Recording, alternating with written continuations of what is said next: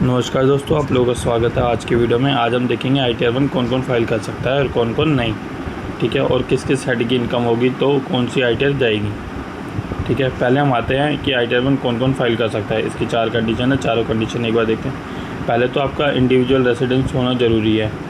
फिर आता है 50 लाख तक की अगर टोटल इनकम है तो ITR 1 जा सकती है। फिर इनकम के अंदर अगर सैलरी पेंशन की इनकम है या एक हाउस प्रॉपर्टी से इनकम आ रही है, बट इस केसेस में हाउस प्रॉपर्टी केस में कोई ब्रॉड फॉरवर्ड लॉसेस नहीं होना चाहिए।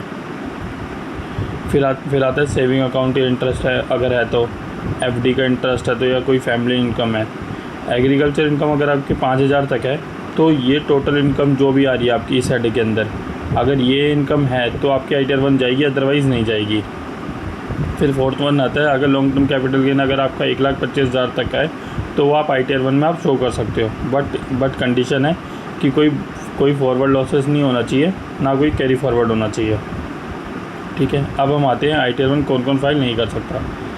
फर्स्ट ऑफ ऑल इसके अंदर है कि अगर टोटल इनकम अगर आपकी 50 लाख से अधिक है तो आप फाइल नहीं कर सकते, या किसी डायरेक्टर है अगर किसी कंपनी में तो आप ITR 1 नहीं फाइल कर सकते। फिर आता है अनलिस्टेड इक्विटी शेयर आपने होल्ड कर रखे हैं, ठीक है। ये अगर आपकी बिजनेस और प्रोफेशन की इनकम है, ठीक है, मोर देन 2 हाउसेस है आपके पास, मोर देन 1 हाउसेस, या कैपिटल गेन ITR 1 में नहीं जाता है।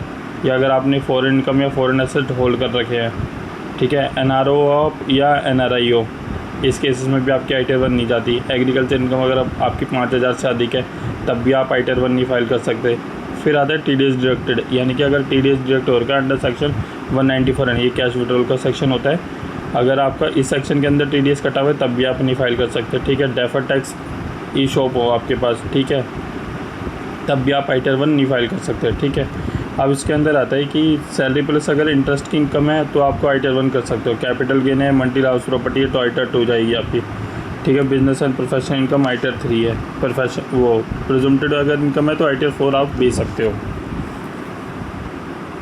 फिर आते हैं कि अगर ITR 1 में एग्जाम्पल के थ्रू देखते हैं, अगर सैलरी हो गया, FD इंटरेस्ट हो गया, सेविंग इंटरेस्ट हो गया, एक हाउस प्रॉपर्टी है तो आपकी ITR 1 जा सकती है, ठीक है। अब ITR 1 में क्या नहीं जा सकता, जैसे फ्रीलांसिंग की इनकम होगी वो नहीं जा सकती, 2 हाउसेस प्रॉपर्टी है वो नहीं जा सकते, फॉरेन शेयर आपने ले रखे हैं, ठीक है, ये बिज़नेस इनकम है। तो ये सारी कंडीशन होगी ITR 1 कौन फाइल कर सकता है कौन नहीं कर सकता। अगर ऐसी कोई इनकम है तो एक बार आप अपना ITR फॉर्म चेक करके तभी भरिए, नहीं तो आपकी ITR है वो इनवैलिड भी हो सकती है बाय द डिपार्टमेंट, ठीक है। नहीं तो अगर आप चेक नहीं करेंगे तो फिर आपको पेनल्टी भी आ सकती है, ठीक है। अगर आपको ITR 1 फाइल करने में अगर कोई डाउट है तो आप हमारी सहायता ले सकते हैं। थैंक्स फॉर वॉचिंग, फिर मिलते हैं नेक्स्ट वीडियो में।